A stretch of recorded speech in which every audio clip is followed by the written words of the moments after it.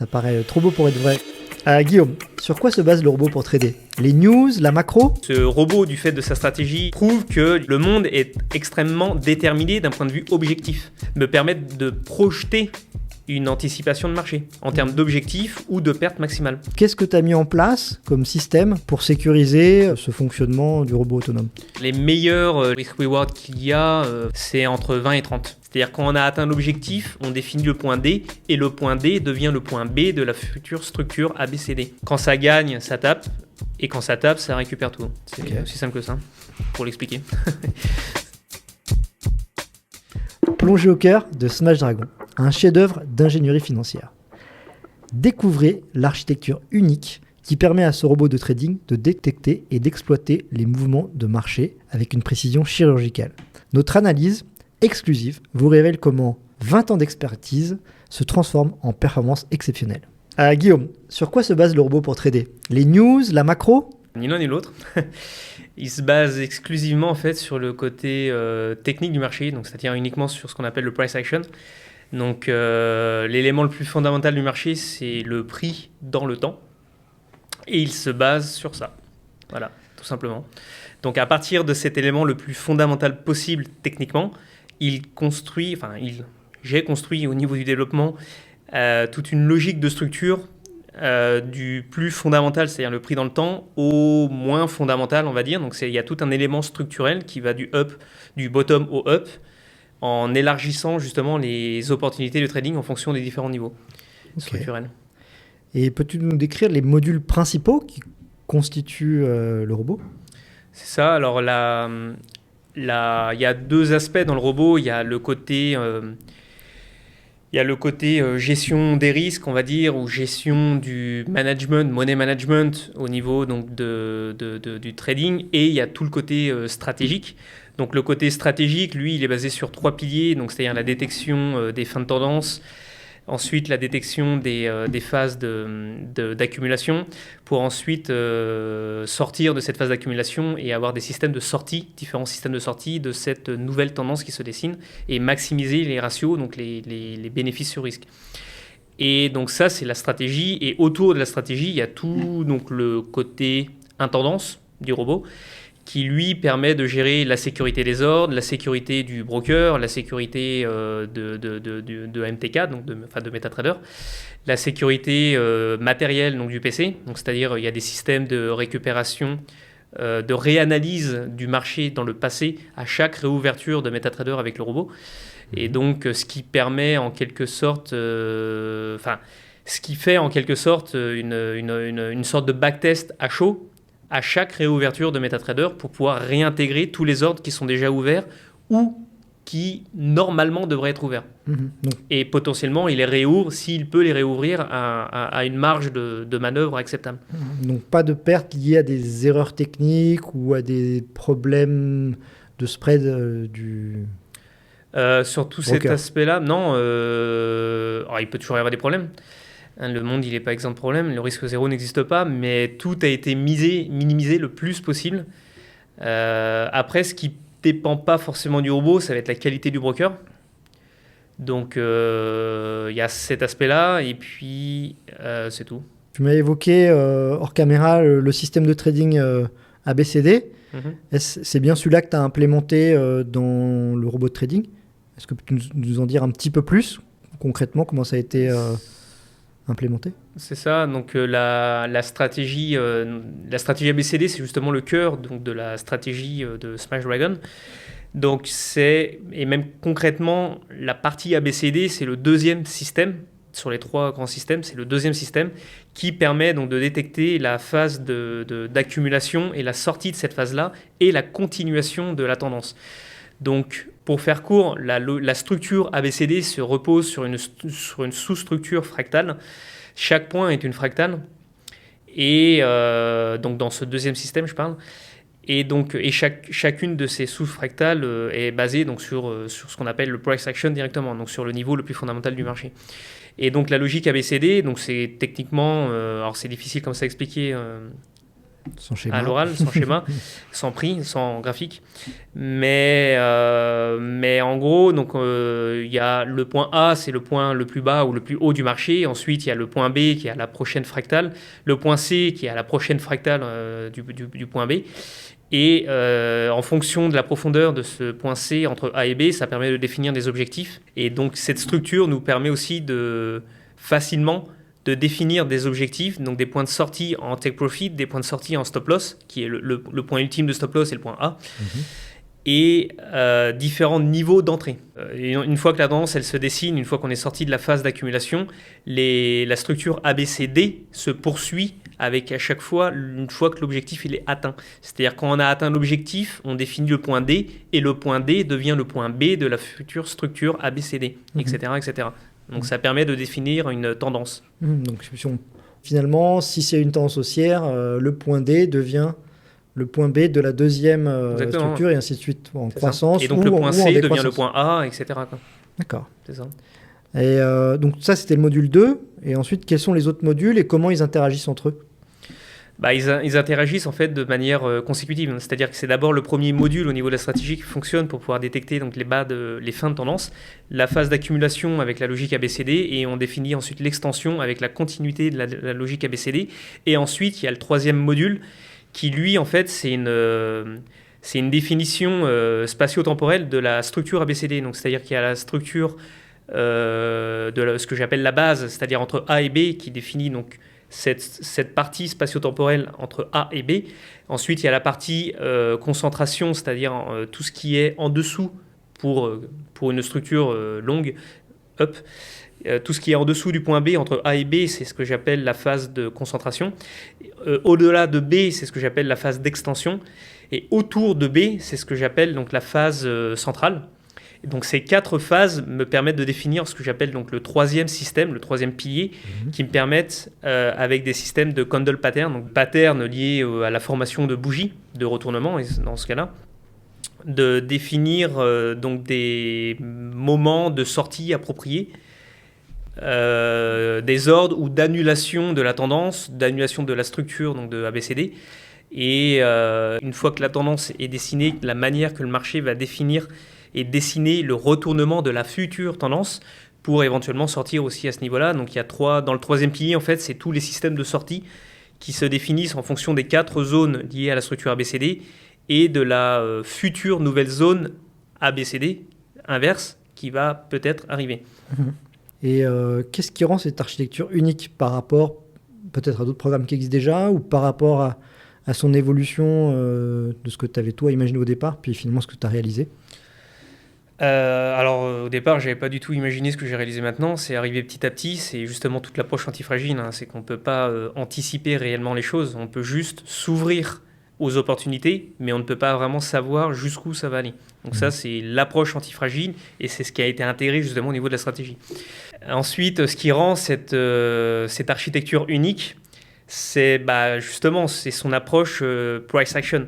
C'est-à-dire, puisque ça ne se base pas sur des modèles mathématiques, ce qu'on appelle donc des indicateurs, il n'y a pas de perte d'information, parce que tout modèle mathématique fait une perte d'information par rapport à l'élément fondamental sur lequel il se repose. Là, l'élément fondamental sur lequel se repose tout indicateur, c'est le prix dans le temps. Donc si on se base pour faire des décisions sur des indicateurs, c'est déjà à un niveau au minimum de second ordre. Donc on a une perte d'information par rapport au premier ordre. Donc moi, je me base directement sur le price action, donc sur l'élément le plus fondamental. On ne peut pas faire plus fondamental que ça.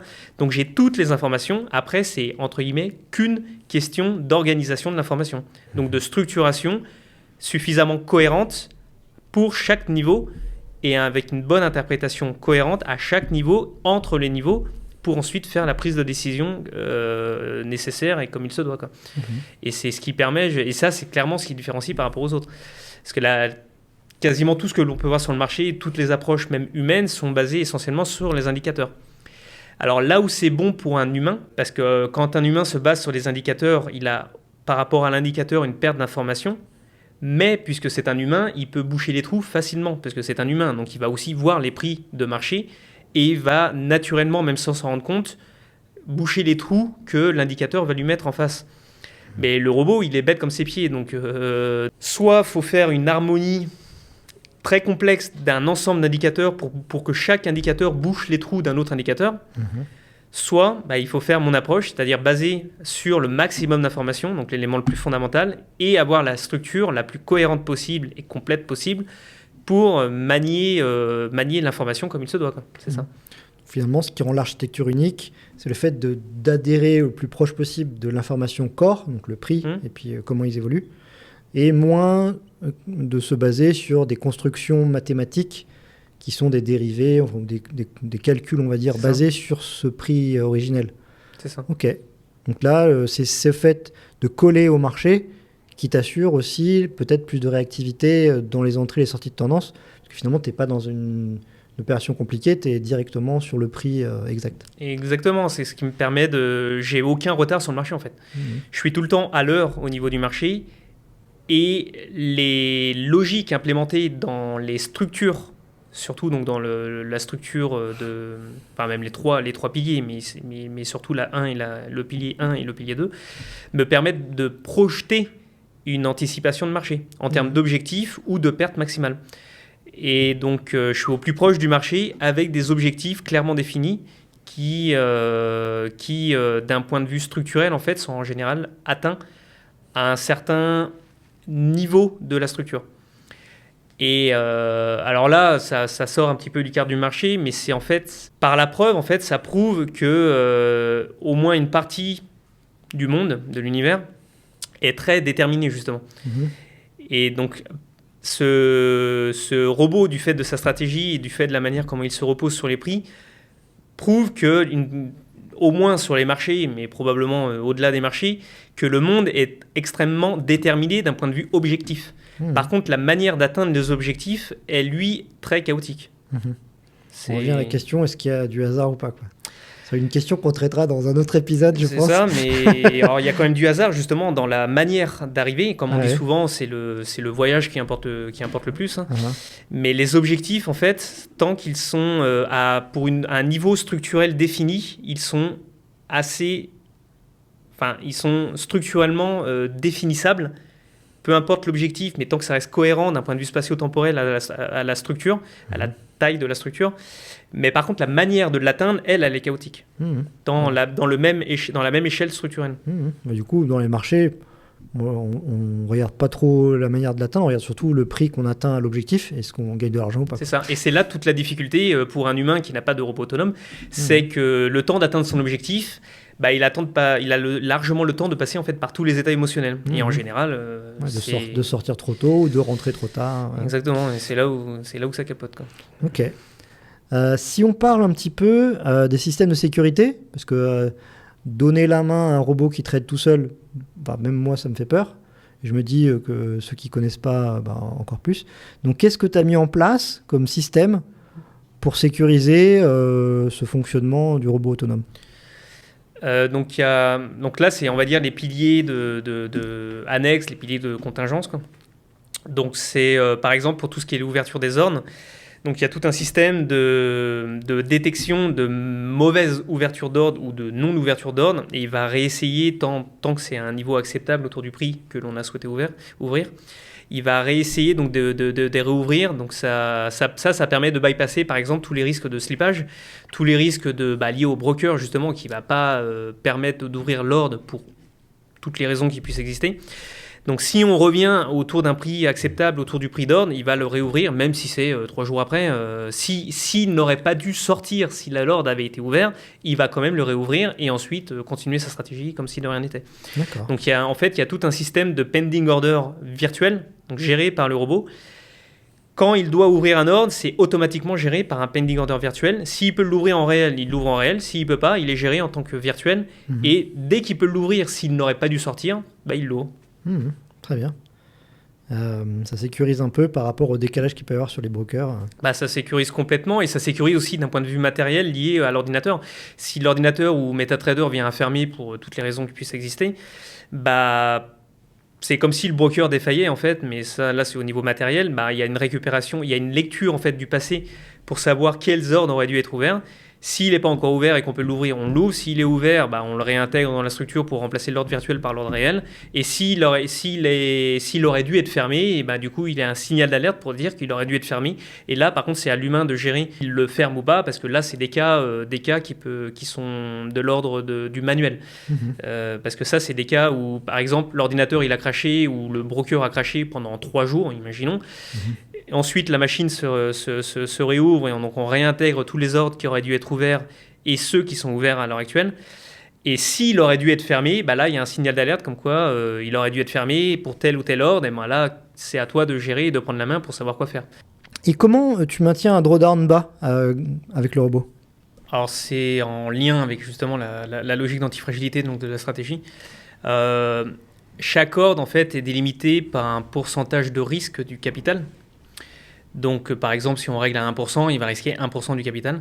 Et le stop loss, il est automatiquement réglé à l'endroit le plus judicieux lié à la structure. Donc, en général, ça va être le point A, là où il en est dans la structure de la tendance.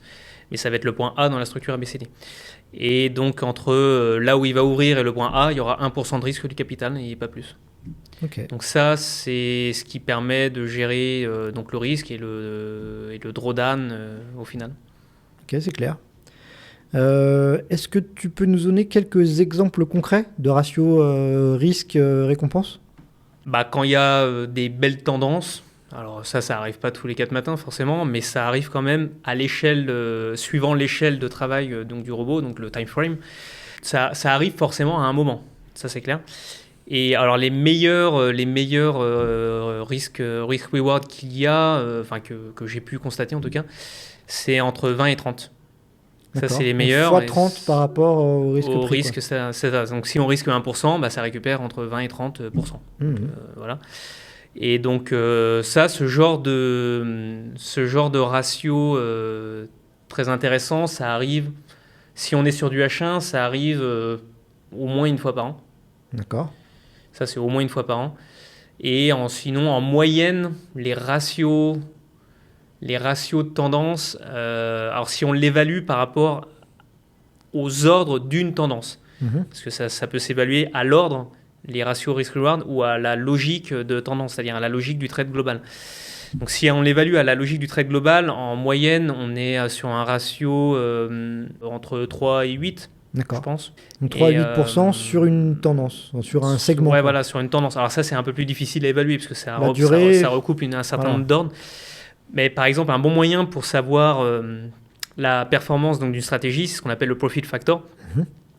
Là, la stratégie, elle a un profit factor autour de 2,5. D'accord. Donc ça veut dire qu'elle récupère. Le profit factor, c'est quoi ? C'est la quantité de gain sur la quantité de perte totale. Ça bypass en fait la notion d'ordre. Ça prend juste les gains ou les pertes. Et donc si on est déjà à 2,5, ça veut dire qu'on gagne 2,5 fois plus que ce que l'on perd. Exactement. Donc c'est au-delà de 2 en général, c'est ce que l'on considère comme une très bonne stratégie parce que on récupère à un rythme très très soutenu les pertes justement 2 fois plus vite à 2. 2 fois et demi. Donc voilà, donc à partir de 2 en quelque sorte, c'est la limite psychologique pour savoir si on est quelque chose de vraiment bien ou pas. Et donc là c'est le cas. D'accord. Et comment le robot s'adapte aux différentes conditions de marché ? Ce profit factor, il est vrai tout le temps ? Est-ce que des fois il est amplifié ou décru ? Alors bien sûr, il n'est pas valide tout le temps, ça dépend à quelle échelle on la regarde, à quelle échelle de temps on la regarde. Mais d'un point de vue global, il est quand même au-delà de 2 tout le temps. D'accord.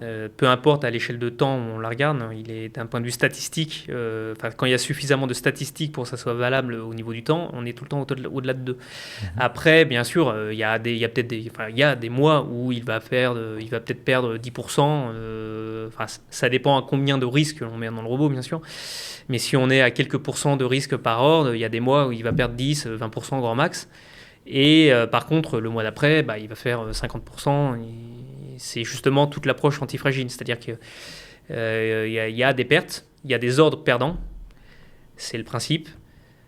Quand ça gagne, ça tape. Et quand ça tape, ça récupère tout. C'est aussi simple que ça, pour l'expliquer. C'est clair. Et si on parle d'espérance de vie du robot, puisque finalement tout ça, c'est dynamique, quelle espérance de vie du robot, toi, tu estimes aujourd'hui ? Le travail, il est fait déjà depuis une vingtaine d'années. Les tests sont faits déjà depuis 2010. La base de la stratégie repose donc sur justement le dernier grand trader avec qui j'ai travaillé, qui lui utilise ça, en tout cas le cœur, il l'utilise depuis sûrement des décennies. Comment je l'estime? Puisqu'il ne se base pas justement sur des indicateurs, donc sur des moyennes mathématiques, donc j'ai aucune perte d'information, et c'est des structures extrêmement cohérentes, imbriquées, un peu à l'image des poupées russes justement, qui permettent de s'auto-adapter justement on va dire, à 95% des différentes formes de marché. Il y a toujours une part qui n'est pas accessible, de toute façon, forcément. C'est la part humaine, justement, qui est pas tout le temps accessible d'un point de vue robot. Par contre, puisque les structures sont très complexes, très imbriquées, très cohérentes, et justement basées sur du price action, c'est ce qui permet de garantir une espérance de vie maximale. Tout à l'heure, tu évoquais des tests depuis 2010. Qu'est-ce qui t'a pris tout ce temps pour finaliser ou être en confiance pour le livrer à d'autres personnes? Comme je l'avais dit au début, le trader avec qui j'ai basé donc, cette stratégie a pu me fournir d'un point de vue mathématique uniquement le deuxième module. Les premiers et derniers modules, il me l'a fourni en fait que d'un point de vue explication de trader ou philosophique. Mais il avait beaucoup de mal à me synthétiser les choses et à me les rendre cohérentes et mathématiquement faisables. Donc ça, toute cette phase-là, donc j'ai dû, en me basant sur tout ce qu'il m'a apporté, j'ai dû prendre beaucoup de temps justement pour réinterpréter ce qu'il m'a dit, le retrouver de manière mathématique et ensuite le créer au niveau du robot, le tester et aller jusqu'à où je suis maintenant, quoi. Donc ça a mis pas mal de temps, plus tous les aléas de la vie, donc ça met du temps, quoi. Et finalement, peut-être la question qui intéresse le plus nos auditeurs, comment ils peuvent accéder aujourd'hui aux robots et en bénéficier? C'est ça, donc la première approche pour la phase d'ouverture, c'est donc en passant par notre partenaire Global Prime, donc c'est un broker que je connais personnellement depuis 2008-2009, donc depuis leur ouverture. Donc j'ai un recul chez eux maximal, hein, c'est ce qu'on peut dire. C'est un broker donc, de ce que j'appelle de catégorie A, c'est-à-dire que c'est un vrai broker qui connecte justement au niveau du marché et qui ne fabrique pas le marché pour contrer le trader à son propre jeu. Ensuite, Global Prime, depuis peu, offre un service de copy trading automatisé. Donc, en créant un compte chez eux, en s'inscrivant donc, sur le site web et pour ensuite créer un compte sur Global Prime, on peut activer ensuite le copy trading qui permet de copier directement mon compte, qui lui fonctionne avec le robot. Et on récupère donc toutes les informations et automatiquement le broker se charge de copier les ouvertures, les fermetures des ordres. Et voilà. Donc toute la structure technique des ordres est faite et gérée par le broker. Si je résume, il faut d'abord qu'ils s'inscrivent sur le site de Stixia, sur la liste d'attente. Et une fois que c'est fait, on leur montrera les liens pour qu'ils s'inscrivent sur Global Prime, quel type de copy trading et à quel prix. Si j'ai bien compris, ce que toi tu penses faire, c'est de vendre en finance ce copy trading au fees, c'est-à-dire que les utilisateurs paieront seulement s'ils gagnent. C'est ça, exactement. Finalement, il n'y a aucun risque à part les frais liés au broker. Exactement. Donc, finalement, c'est pas grand-chose. C'est un beau cadeau. On pourrait imaginer que tu pourrais louer cet outil assez cher pour des brokers professionnels. Ok. Si on revient sur le robot, quels sont les développements en cours au futur que tu as prévus? Parce que j'imagine que c'est une amélioration continue. J'ai beaucoup d'idées de développement. À l'heure actuelle, il y a un autre niveau d'entrée qui est très profitable justement, que je suis en train de créer au niveau du robot. C'est autour du point C, pour faire simple. Là, il y a beaucoup de potentiel aussi, donc ça va permettre de pas mal décupler les gains. J'ai d'autres idées pour la suite, donc ça va venir au fil de l'eau en fonction des réalisations et du temps que j'ai à intégrer pour le robot. Mais oui, c'est loin d'être fini. Et là, on est au début de la phase publique, qui est déjà très développée, très stable et largement gagnante, mais ça va continuer à l'être encore plus. Oui. D'accord. Et est-ce que tu vas offrir ces mises à jour dans le copy trading initial ou est-ce que tu vas finalement faire des branches séparées? Non, bah alors, ça, j'ai pas encore pu réfléchir à ce niveau-là, mais en tout cas, oui, tout ce qui est déjà dans ma tête et en construction à l'heure actuelle, ça va être intégré. Donc tout ce qui est autour du point C, etc., les différents niveaux d'entrée que j'ai déjà définis qui sont en construction, ça va être intégré dans le copy trading. Oui. Donc finalement, gratuitement. C'est ça, oui, les évolutions sont gratuites. Oui. Nonobstant les gains qu'ils vont faire. Voilà, mais bon. Exactement, c'est ça. Ok. Donc, gain financier, tranquillité, puisque ça tourne tout seul, sécurité, le tout en ne payant que si vous gagnez. Ça paraît trop beau pour être vrai, mais c'est quand même ce qu'offre Guillaume. Et donc, pour voir et tester et utiliser ce produit, vous pouvez vous inscrire sur le site qui sera en description dans la vidéo pour recevoir toutes les informations pour accéder au service. Merci, merci Guillaume pour cette interview et puis pour ce robot de trading qu'on a hâte de tester.